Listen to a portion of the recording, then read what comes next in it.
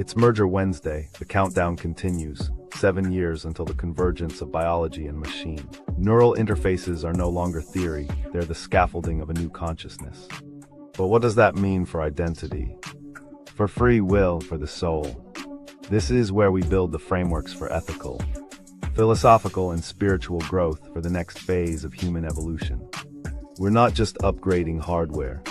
We're rewriting what it means to be human. Each week, we explore the biotech breakthroughs, decode the cognitive shifts, and prepare the mind for the merge. This isn't about fear, it's about readiness. Because the future isn't waiting.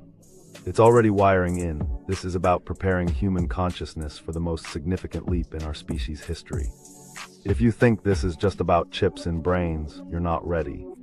But we'll get you there, one Wednesday at a time. So sit back and relax as we take you on a journey on Merger Wednesday.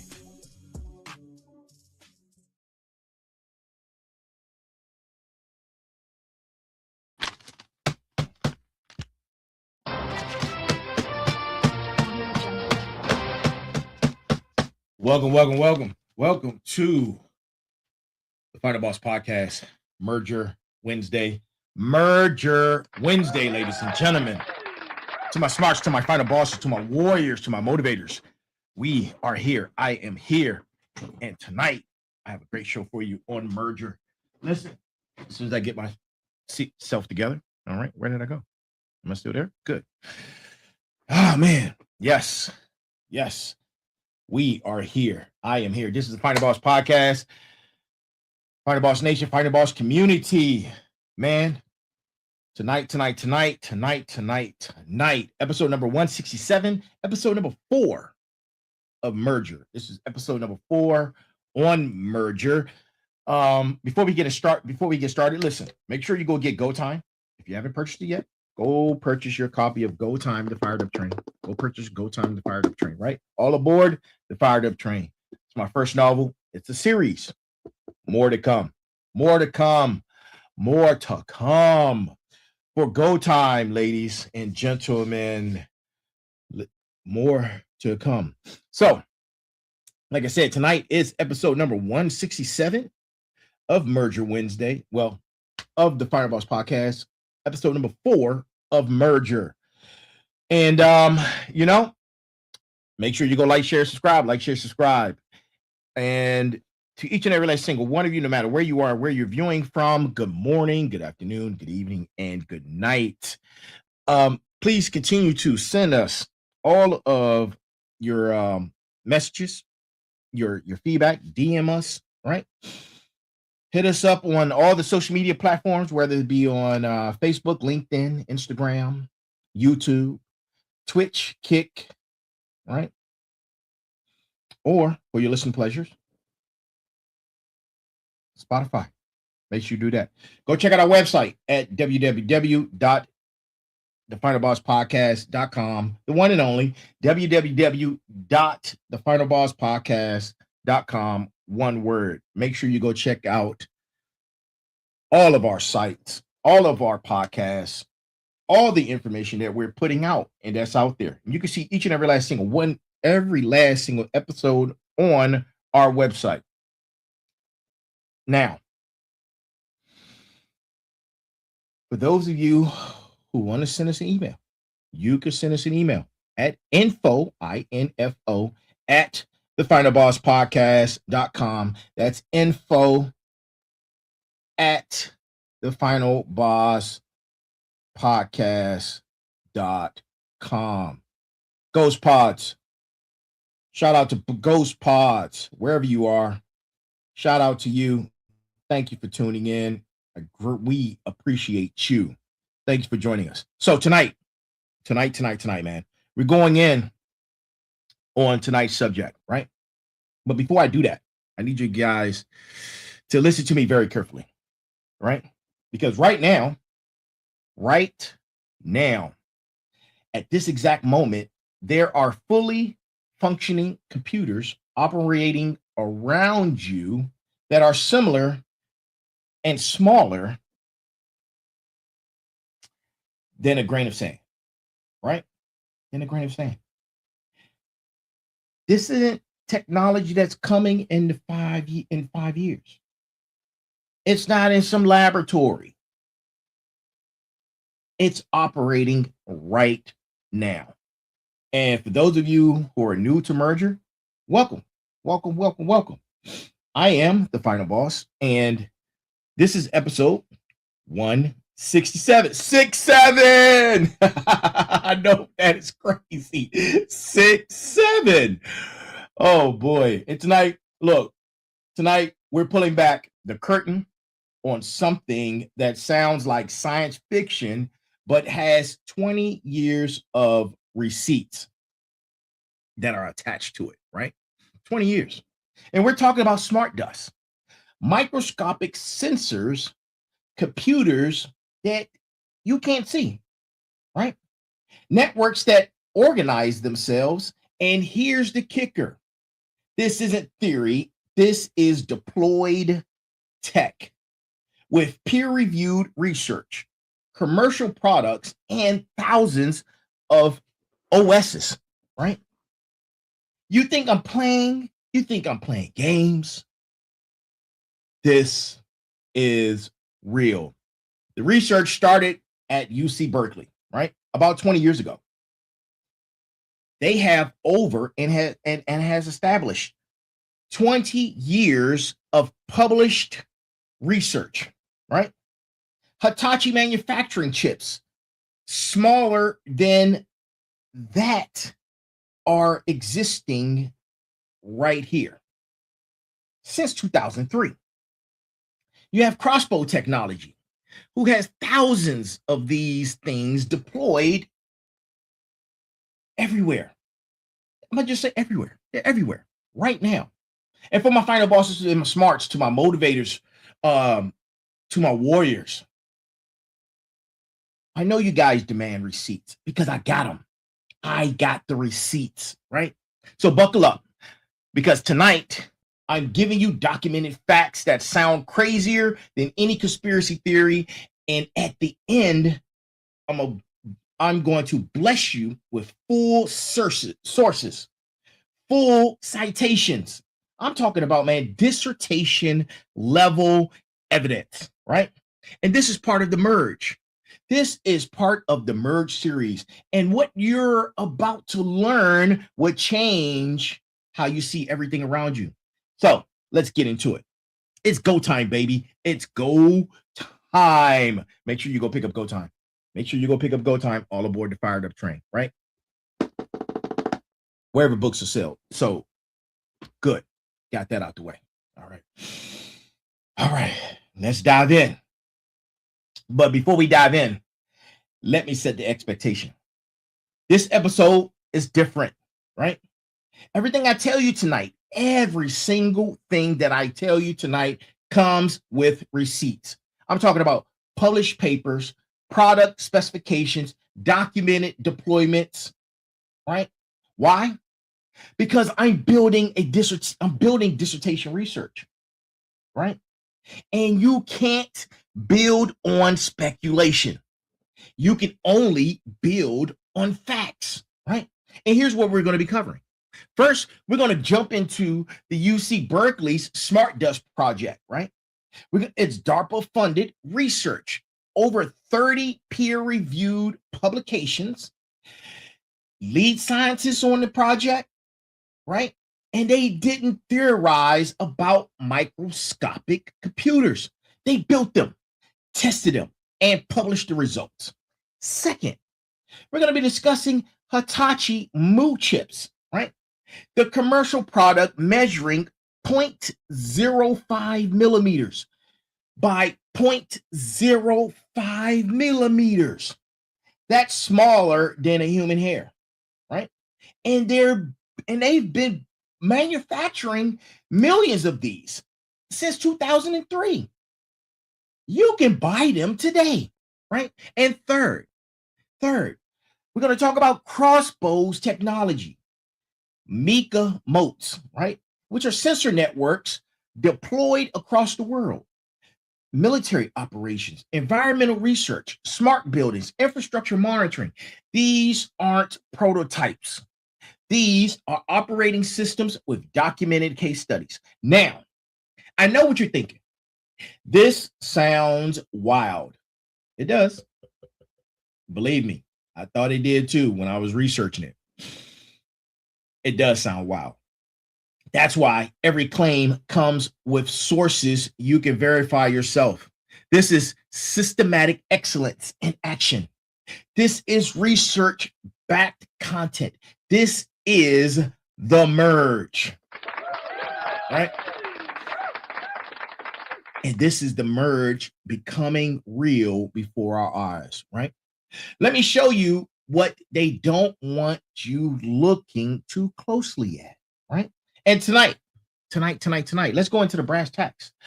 Let's go into the brass tacks, right? And tonight's brass tacks comes from none other than moi, the author extraordinaire. And here's tonight's brass tacks. The future isn't coming.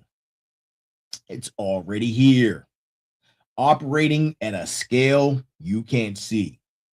Smart dust proves that the most powerful technology is often the most invisible. And if you can't see it, you can't question it. That's why we're bringing receipts tonight, right? I am the Final Boss, and this is the Final Boss Podcast, and welcome to our Merger Wednesday show. Oh, man, my man Chris is on board. I see you, Chris. I see you, sir. I see you. You're vested. I see you. All right. Let's break this down in plain language because I know what you guys are thinking. If you never heard the terminology before, I know what you're thinking. You're thinking, what the hell is smart dust? Well. What do we have here? Imagine taking a complete computer, sensors, processor, wireless communication, power supply, and shrinking it down to the size of a grain of sand. That's what smart dust is, right? Now, you might be thinking that's impossible, right? And I get it. I totally get it. But here's the thing, right? Here's the thing. Impossible is just what they call it before someone does it, right? In 2001, listen, in 2001, 3 scientists at UC Berkeley published a paper in IEEE computer magazine called Smart Dust, communicating with a cubic millimeter computer. You want to hear something crazy? I read that article. I read it. I remember reading it. Listen, I read it, right? The authors of that article were Dr. Chris Pister, Joe Kahn, and Bernard Bozer. And they didn't just write a paper about it. They built working prototypes and measured their performance. Here's what they packed into a device smaller than a grain of rice. Sensors that detect temperature, light, vibration, magnetic fields, a microprocessor that analyzes data, a wireless transmitter that sends information, a power system that runs on harvested energy from light or vibration. Now think about it, right? Sounds real Star Trek like, right? But my Trekkies out there. Yeah.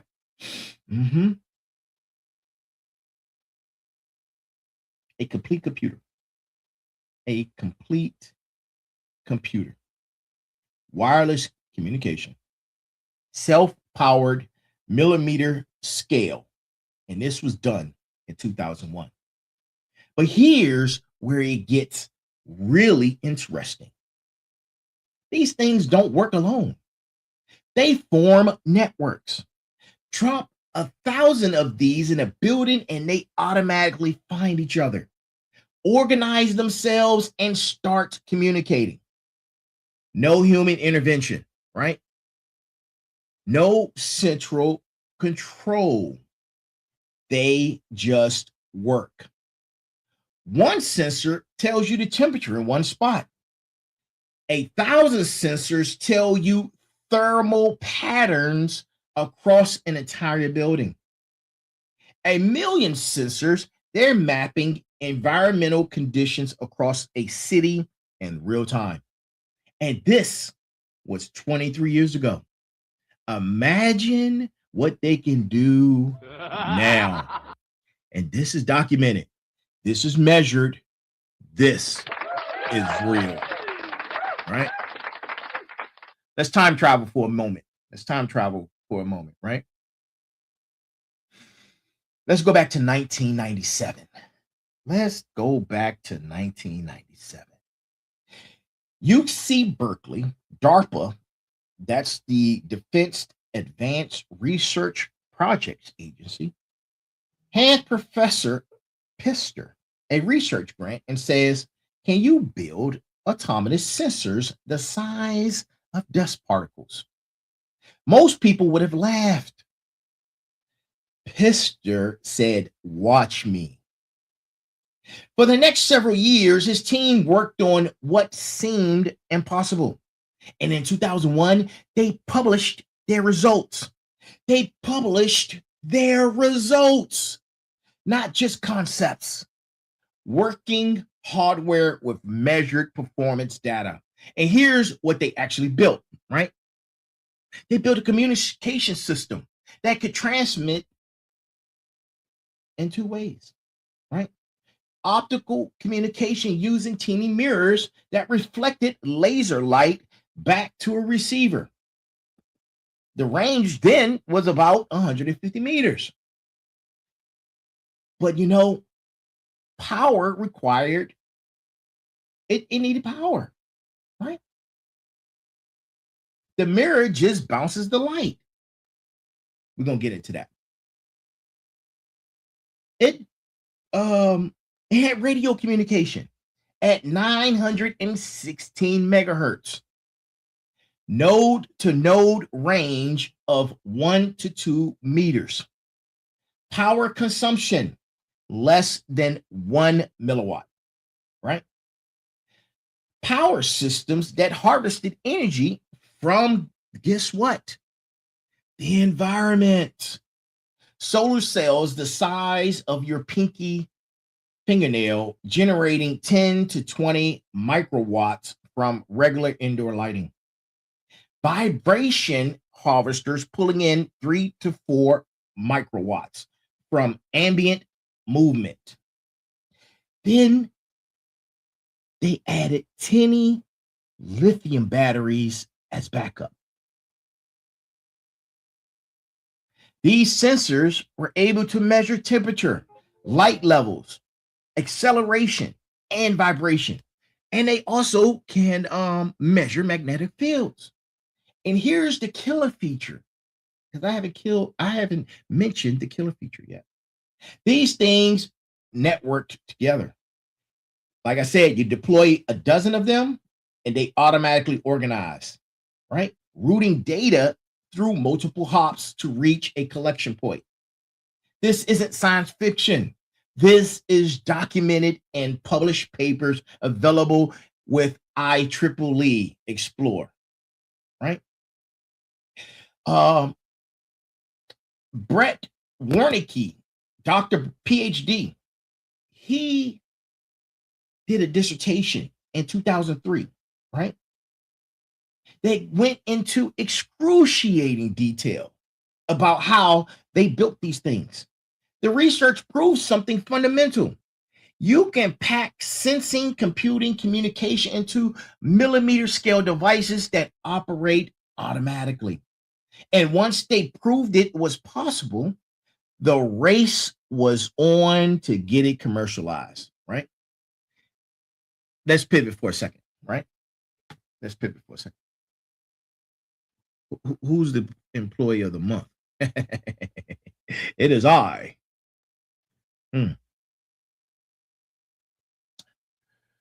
From university research to corporate production, let me introduce you to Hitachi's Mu chip. Smart dust you can actually buy, right? 2003, Hitachi announces they've manufactured an RFID chip measuring 0.4 millimeters by 0.4 millimeters. That's already microscopic, but they didn't stop there. Newer versions came in 0.05 millimeters by 0.05 millimeters, 50 micrometers on each side. To put that in perspective, a human hair is about 70 micrometers thick. This chip is smaller than a human hair is wide. Now, you might be thinking, okay, but what does it actually do? Right? Because I wanted that too.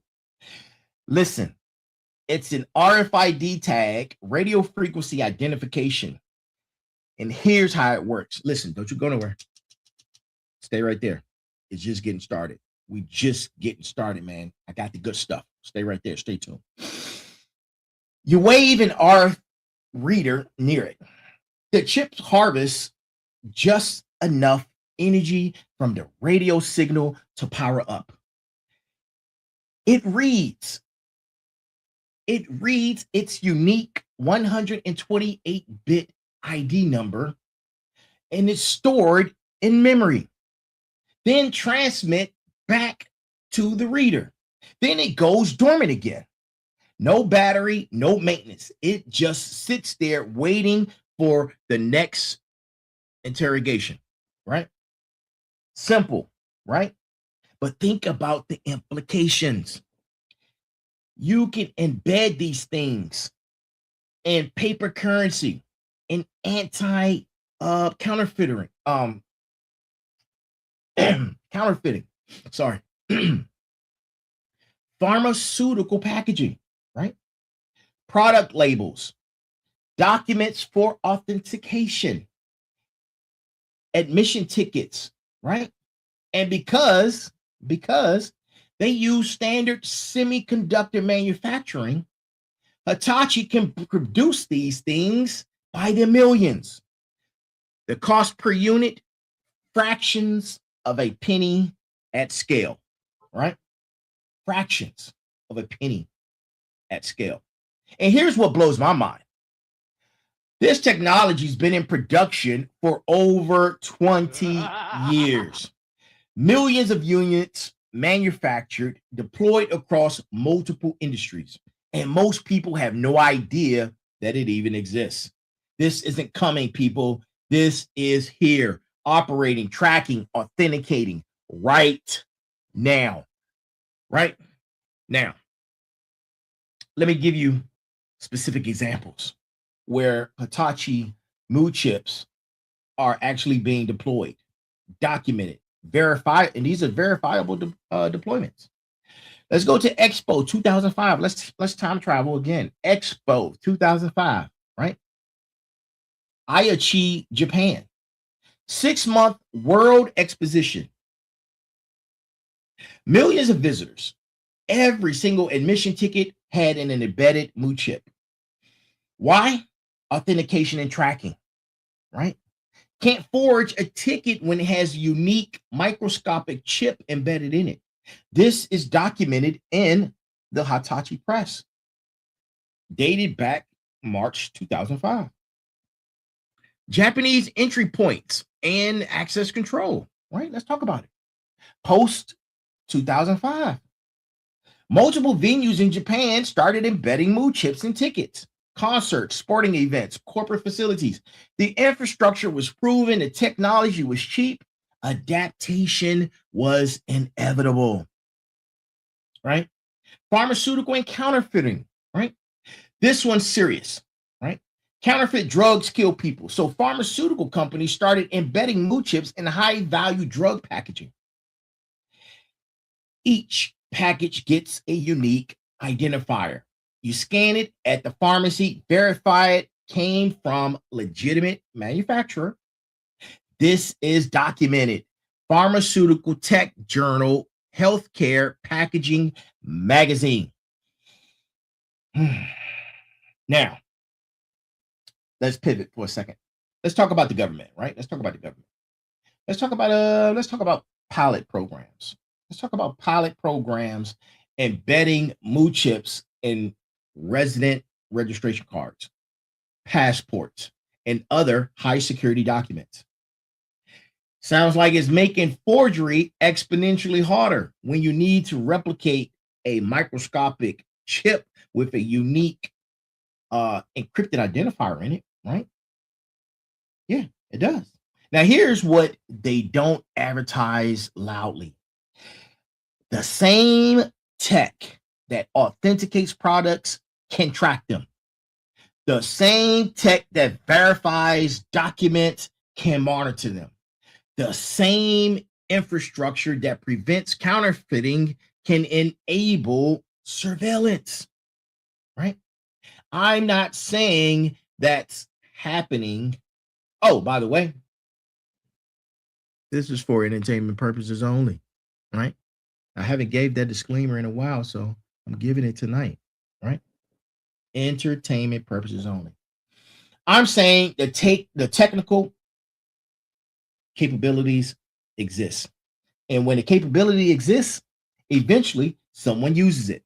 The infrastructure is built. The technology is deployed. The question is, what else is it being used for that we don't know about, right?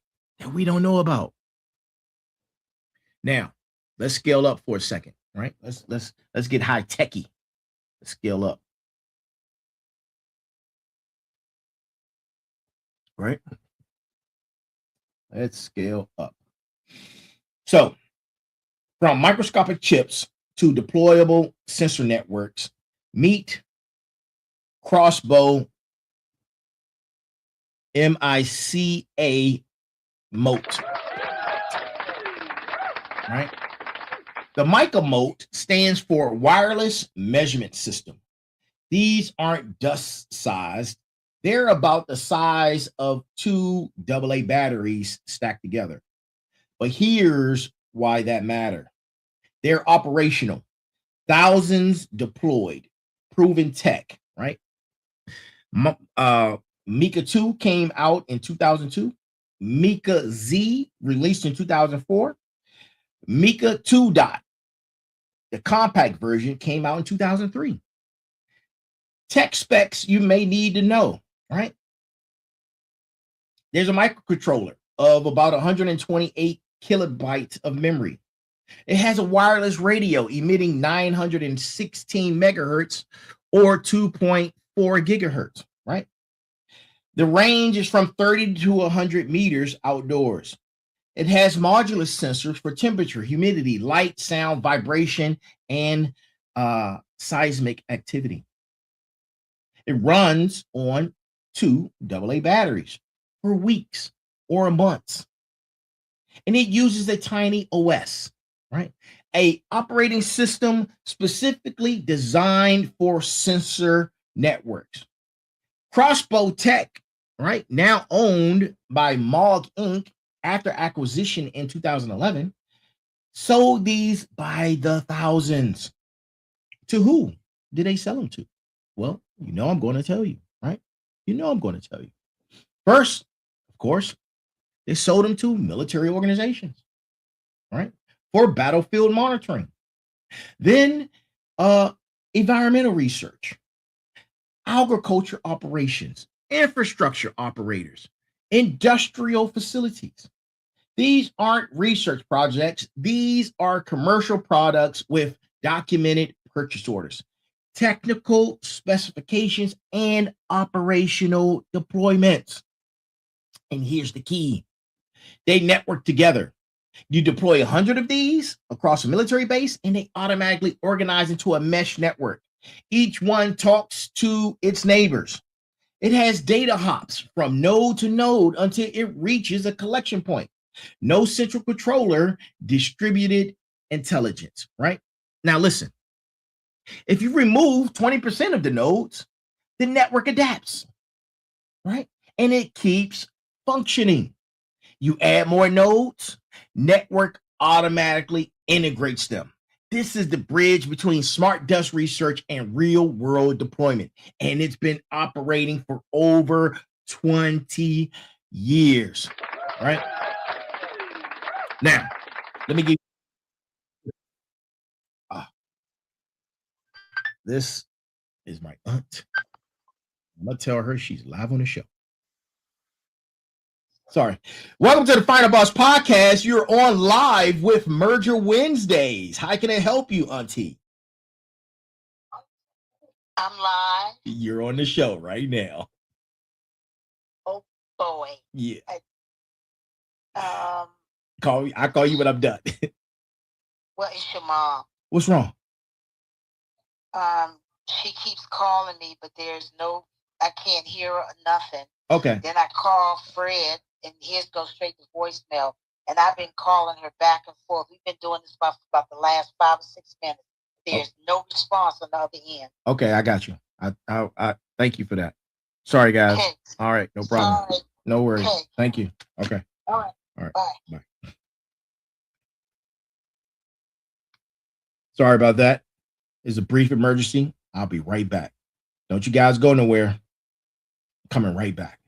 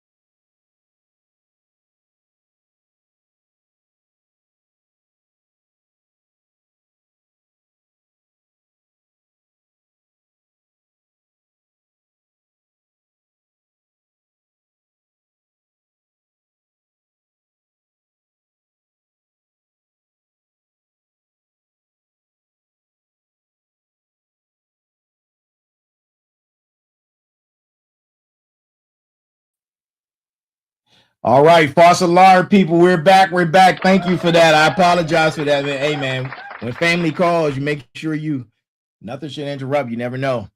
You never know, man. You just never know. You have to answer the call when family calls. So back to it. What was I talking about? I was talking about Mica. And let's see. Mica. Okay, yes, Mica. And I was going to discuss something specific. Okay, yes, specific documents about Mica, right? More documents are out there than you realize, right? Let's go to 2002 at the Great Duck Island, right? Great Duck Island. Researchers deployed a 32-node wireless sensor network to monitor seabird nesting, and they wanted to understand their behaviors, right? This study was published in the ACM Transactions on Computer Systems and has been cited over 1,000 times and subsequent research, right? This was the proof of concept that wireless sensor networks could operate in harsh environments long term, right? Now, let's talk about Vulcan, Reventador, and Ecuador. In 2006, we're still time traveling, people. We're still time traveling. Stay with us, right? Stay with us. Scientists deployed a 16-node network on an active volcano to collect seismic and acoustic data, right? Published in Earth Science Informatics. Think about that. Sensors that operate autonomously on a volcano, wirelessly transmitting data, surviving ash and vibration. Let's time travel again, right? We're going to move a little forward in time to 2003 to the Golden Gate Bridge, right? Structural health monitoring network deployed to detect stress, vibration, and potential structure issues. Published in Proceedings of the International Conference on Information Processing and Sensor Networks.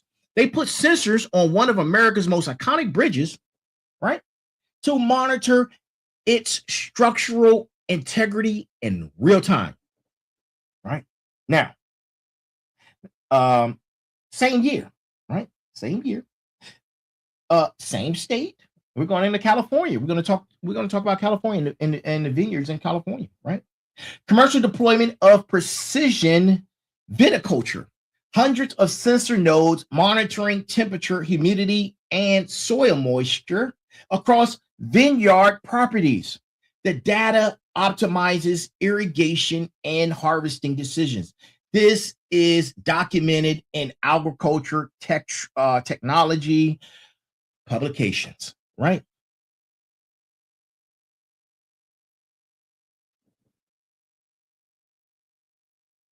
Listen.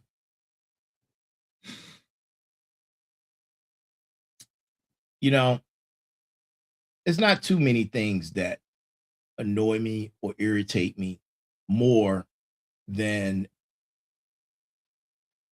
stupid racism, right? Stupid racism.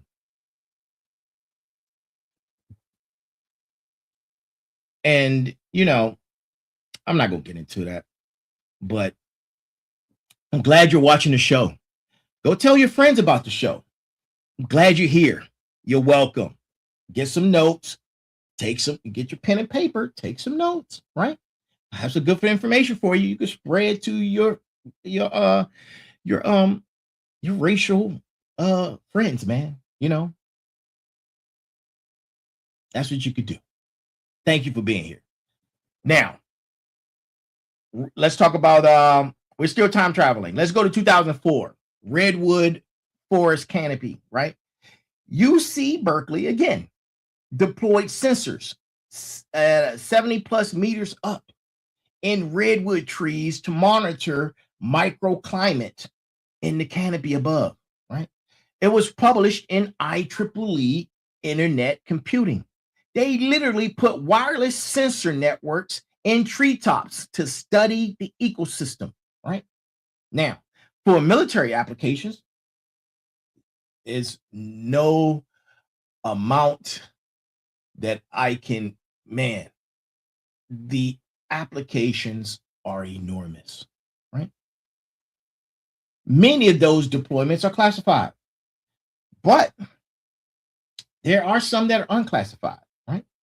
And there are unclassified technical publications that document MICA motes, and they were used for perimeter security, vehicle tracking, structural monitoring. Every single one of these deployments proves the same thing. The tech works. Networks self-organize. Sensors operate autonomously. Data flows wirelessly. The system adapts to failures. This isn't theoretical. This is operational, right? Right. So I'm going to break this down. I'm going to break this down for you, right? And this is why mesh networks are a big deal, right? And I'm going to break it down to you in language that you can understand. Listen, traditional systems that are centralized, controlled, reports on all things, right? All things, because everything reports to a base station somewhere, right? If the base station fails, the entire network goes down. But mesh networks distribute intelligence. They have no single point of failure. And here's how it works. You scatter 1,000 sensor nodes across an area. Doesn't matter if they're placed carefully or just drop randomly. When they power up each node, the nodes look around for neighbors within the radio range. They establish communication links. They figure out rotating and routing paths to a collection point, right? Then they start to operate without human configuration. They just self-organize. Published routing protocols like AODV and leech handle do this automatically. Now, here's the powerful part, right? They can self-heal. If a node dies, a battery runs out, gets crushed, radio fails, the network detects the loss, recalculates routing paths, redistributes traffic, and it keeps operating. Research is published in IEEE Transactions on Mobile Computing shows these networks maintain functionality even with 20 to 30% node failure. That, my friends, is resilience, right? The multi-hop communication is the other kill feature. Nodes don't need long-range radios. They just need to reach their neighbors. Data hops from node to node like passing a message down a line until it reaches the collection point. One node has a 50-meter range. The network can span kilometers by hopping through hundreds of nodes. And because each node makes local decisions about routing that's based on signal strength, battery levels, and network conditions, the system adapts in real time. This is inspired by biological systems, ant colonies, bee swarms, where simple local interactions create complex collective behavior. Apply this sensor that's embedded everywhere, and you can get an environmental nervous system that organizes itself, heals itself, extends itself without human intervention, right? That's why smart dust networks are powerful and why they're so difficult to shut down once deployed, right? Now, let me connect the dots. Let me connect the dots, right? All this technology came together because understanding the foundation helps you see where it's going, right? You have MEMS tech, which is micro electrical mechanical systems. This is what allows you to build sensors at a microscopic scale, right? It has accelerometers or accelerometers. Yeah, it has accelerometers, pressure sensors, gyroscopes, all fabricated using the same processor that make computer chips. Your smartphone has a dozen MEMS sensors in it right now, right? It also harvests energy, right? And this is the breakthrough that enables the autonomous operation. You don't need batteries if you can pull energy from the environment. It can have solar cells, right? It could be piezoelectric materials. It could be thermoelectric, right? It has RF harvesting, which pulls power from radio waves. All this information is published research you can generate and research, right? The published research shows you can generate enough power from these sources to run sensors indefinitely. No battery changes, no maintenance, right? It even has wireless communication, right? Wireless communication. And with wireless communication, you need wireless communication standards. And they operate off of IEEE 802.15.4, which was ratified in 2003. It defines low power wireless for sensor networks, right? The second one is Zigbee, launched in 2004, commercial protocol stack for sensor communication, right? It also has Bluetooth Low Energy, published in 2010, which enables phone to sensor communication, right? And lastly, it has LoRaWAN, right?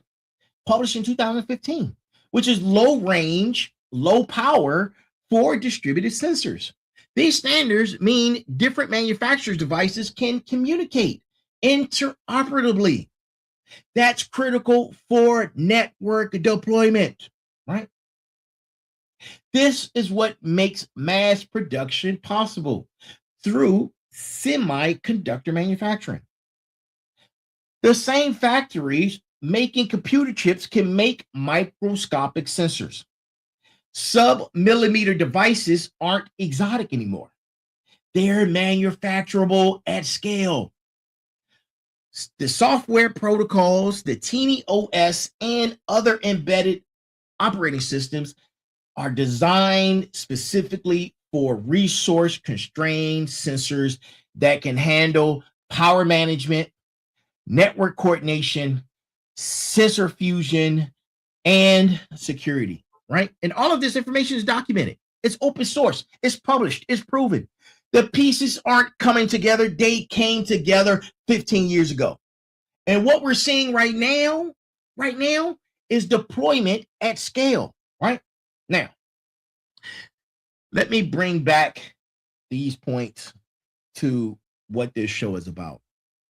The Merge on Merger Wednesdays. The Merge series is to show you why smart dust matters in the bigger picture, right? And it's not speculation. But it is for entertainment purposes only, right? Remember on episode 1 when we talked about injectable nanotech, right? All right. We talked about that. How Rainy Therapeutics had a capsule that was delivering drugs through microscopic intestinal injections. Nanoparticle vaccines that self-assemble inside cells.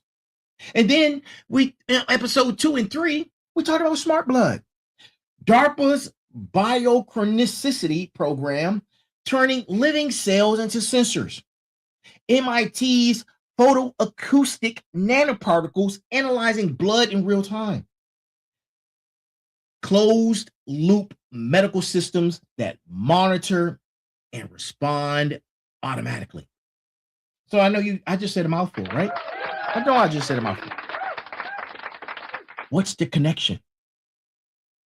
Smart dust is the same technology and it's almost 30 years old, right? Smart dust is the same technology and it's almost 30 years old. Smart dust, again, is the same technology and it's almost 30 years old. It is scaled to the environment instead of the body. You see? Here and here. Body, environment. The sensors work the same way. The wireless protocols are compatible. The mesh networking principles apply whether nodes are floating in your bloodstream or scattered across a building. The data analysis uses similar AI algorithms. And here's the vision that's emerging from published research. Bodied embedded sensors monitor your internal state. Environmental smart dust monitors your external conditions. AI systems fuse both data streams to optimize everything. Your smart blood detects early inflammation.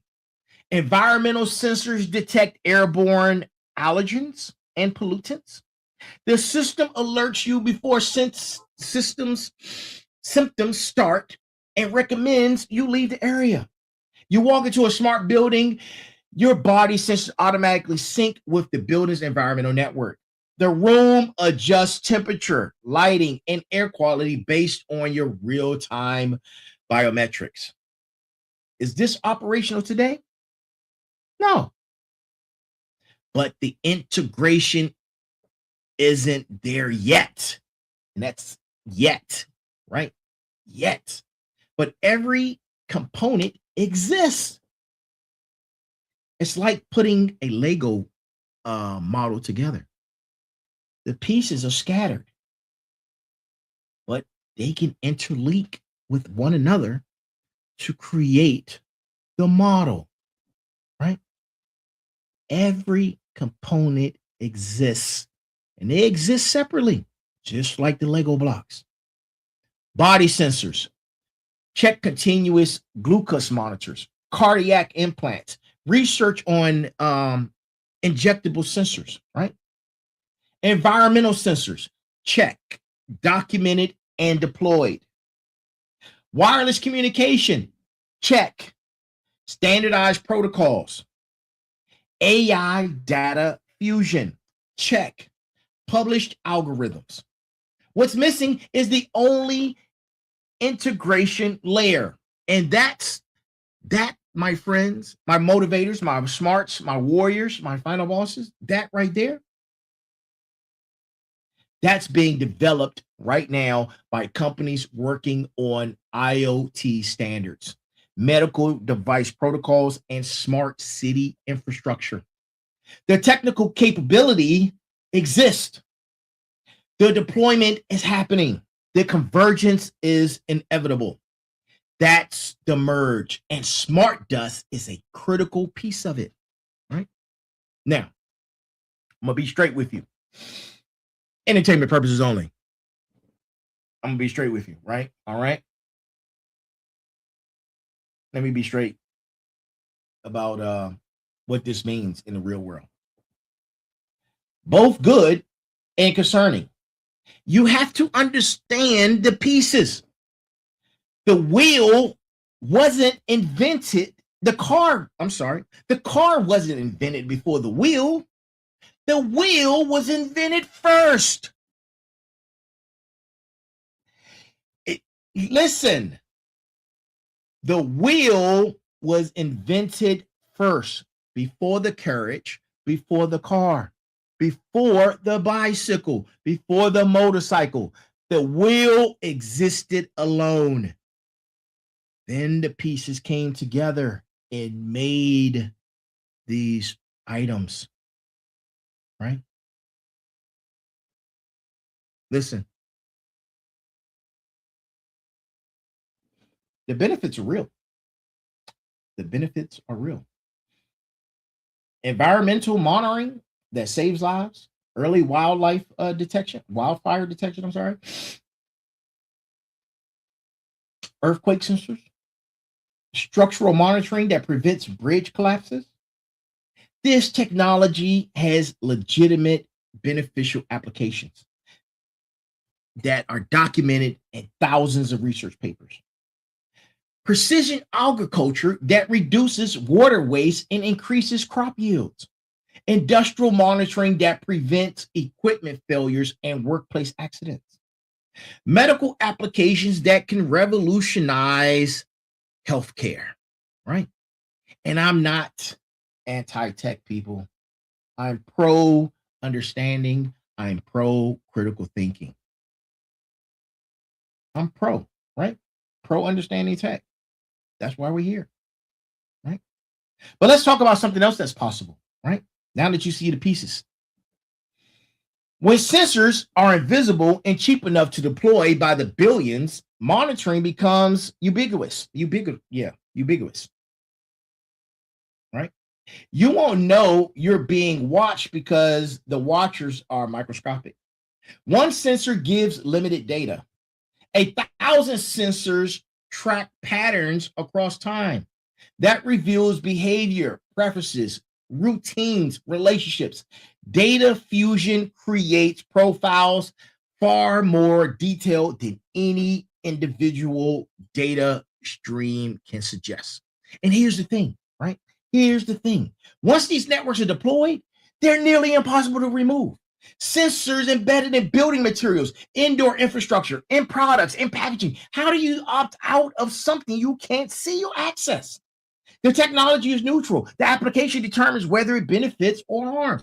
Same MICA motes monitoring environmental research can monitor protest movements the same as Hitachi chips that authenticate products and track individuals.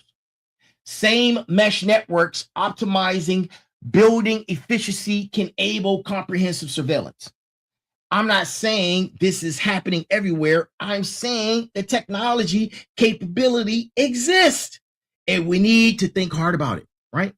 Because some of the questions that should arise while you're watching is, who deploys these systems? Who owns the data? What consent looks like when sensors are invisible? What regulations govern deployment? How we balance the benefit against privacy, right? Because once this technology is everywhere and it's heading, and it looks like it's heading that way fast, right? These are some of the questions that you need to be asking. And they're going to get a lot harder. They're going to get a lot harder to answer, right? But knowledge is power.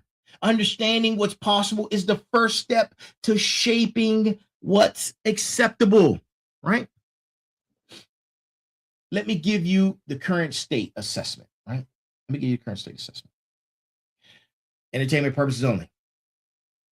Where smart dust technology actually stands today based on verifiable facts, right? And here's what's operating right now. Right now. Hitachi mote chips in production and deployed across multiple industries.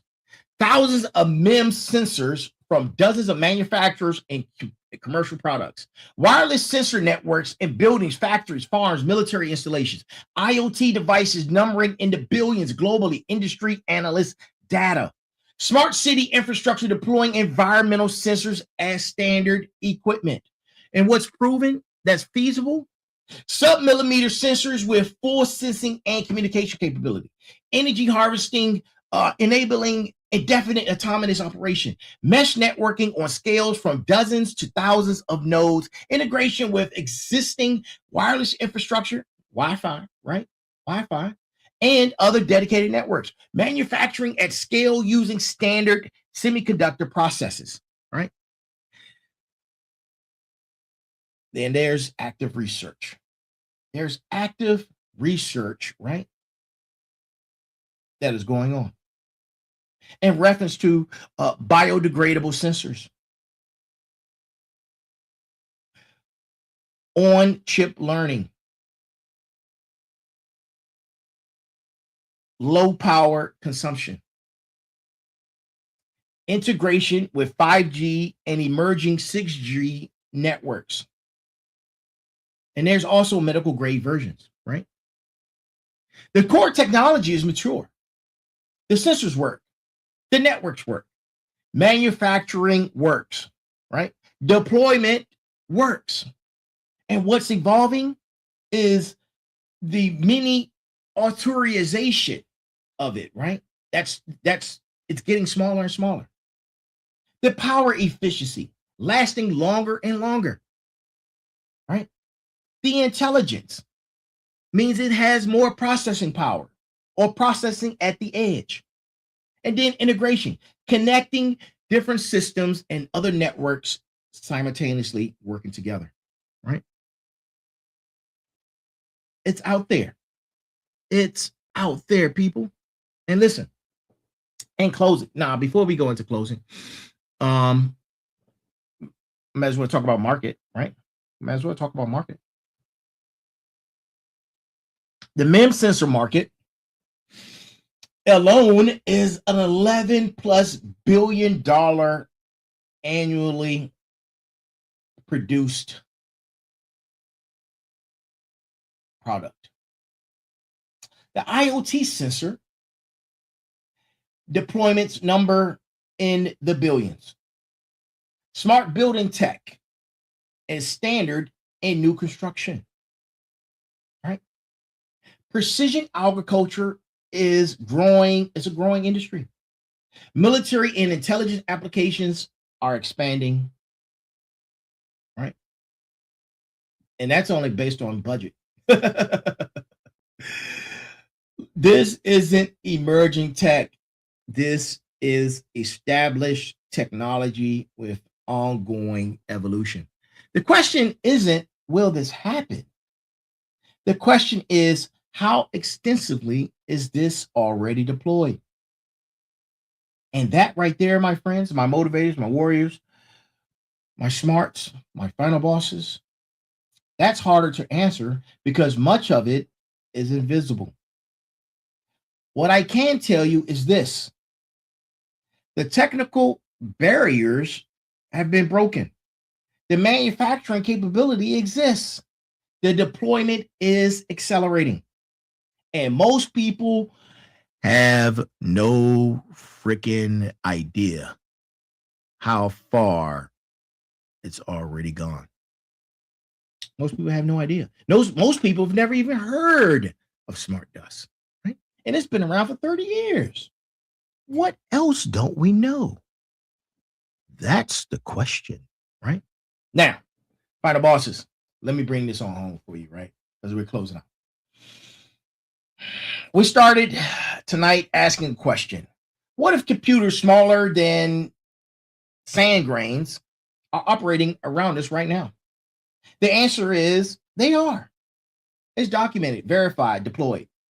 UC Berkeley proved it was possible in 2001. Hitachi commercialized it in 2003. Crossbow deployed thousands by the mid-2000s. The technology has been operational for over 20 years. This episode right here is part of my dissertation research, which means everything we covered comes with receipts, published papers, product specifications, documented deployments, patents, technical reports. And why does this matter? Because the merge isn't something that you can ignore. It's not something you can ignore. All right? It's not something you can ignore. Think about that. Right? Because understanding what exists, understanding what's real, understanding what's deployed, understanding what's proven is essential for making informed decisions about the world we're living in. I'm not here to tell you what might happen, right? I'm not here to tell you what might happen. I'm here to document what has already happened that most people don't even know about. Smart dust isn't a future tech. It's current technology that's been researched, manufactured, and deployed for 2 decades. While most people never heard of the term. And here's what we discussed tonight. We discussed 20 years of peer-reviewed research from one of the world's top universities. We talked about commercial products that are manufactured by major corporations. We talked about thousands of operational deployments with published case studies. We talked about standardized communication protocols enabling interoperability, manufacturing capability, and producing millions of units. None of that is speculation. All of it is verifiable. And what does that mean for you? It means that the world contains technology operating at scales you can't see. It means sensor networks are already embedded in infrastructure, products, and environments. It means the capability exists for both beneficial applications and concerning ones. Knowledge is power. You can't make informed decisions about technology if you don't know it exists. That's why I built this episode with my dissertation in mind, with these sources, right? Because smarts, listen up. Smarts demand receipts because warriors need to know the battlefield, because motivators stay fired up through knowledge and not ignorance, and because final bosses build systematic excellence on facts, not theories. Not theories, people. And next week, we're almost done. Next week, Merger Wednesday, we're documenting brain-computer interfaces, right? Again, no speculation. Only proven tech with measured results and verified deployments, right? To my Final Boss family who's here with me, let's continue to build. We're on this journey together. We're building this community together. This is systematic excellence in action. This is research you can't cite. This is evidence you can verify. Now, let me give you some of those references because I promised I would, right? Too easy.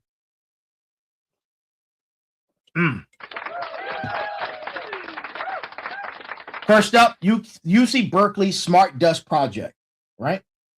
Pfister, Kahn, J.M. Bowser, 2001, Smart Dust, communicating with cubic millimeter computers. Also published an article in IEEE Computer, 34 pages 44 through 51, right? Warnicke, 2003, autonomous sensing and communication in a cubic millimeter, right? That was his PhD dissertation. Also UC Berkeley, right? Kahn, Katz, and Pfister, emerging challenges, mobile networking for smart dust, right?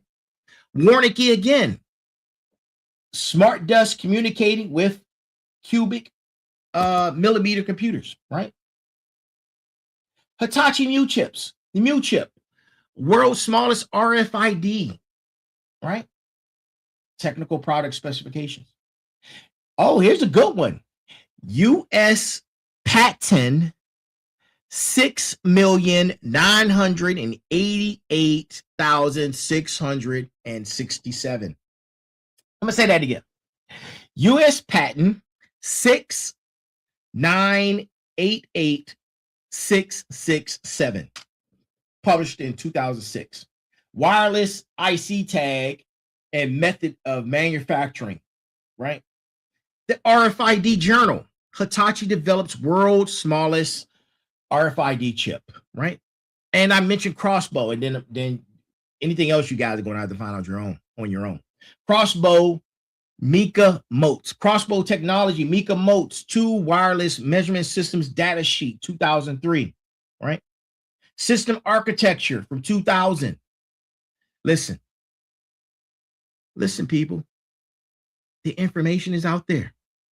The information is out there. The tech has been deployed. The tech has been deployed, right? Just because you don't know it exists doesn't mean it doesn't exist, right? Remember that. This is academic grade evidence. Academic grade evidence, right? And look, here's a systematic excellence framework right here. Go get Go Time. All aboard the fired up train. Go get Go Time. All aboard the fired up train. This is my systematic approach to building character and achieving excellence through the 6 pillars of success, right? And I got more books on the way. More books on the way. And if this information resonates with you, let it marinate in your spine. Let it marinate in your spine. And tonight, we documented smart dust technology. 20 years of research, commercial production, thousands of deployments, all verifiable through published sources, right? Next week, we're going to be talking about brain-computer interfaces, right? And to my final bosses in the building, who believe in systematic excellence, stay fired up. For my motivators pushing through, stay relentless. For my warriors in the trenches, stay ready. For my smarts demanding receipts, you got the receipts tonight. I am the final boss. This is the Final Boss podcast, right? We're building legacy content, people. We're building systematic excellence. We're building on facts, not fiction. And until next time, stay systematic, stay curious, stay fired up, and remember, it's go time. It's go time, baby. It's go time. This has been episode number 167. And remember, there's a heavy pain that comes with discipline, but the pain of regret is even heavier. We are here. I am here. And to all of you, good morning, good afternoon, good evening, and good night. Thank you for joining us. Be balanced, be equal, and be smart. And that is our show for tonight. My critical thinkers, my curious minds, my documented facts. That's our show. Y'all have a great night. And go get on the fired up train. Go get on the fired up train. I'll see you again tomorrow for special guests. Special guest Thursdays tomorrow, right? And then we're going to do it all over again next week, with starting on Sunday for Sitting Down Sundays with the Final Boss. Hey, Zubigard, I see you. Thank you for joining us. And everyone that's been out there that's joining us, go tell all your friends. And to my racist friends, tell your friends too. Come on aboard, right? Come on aboard this information train. I love you guys, man. Y'all have a great night. Talk to you soon.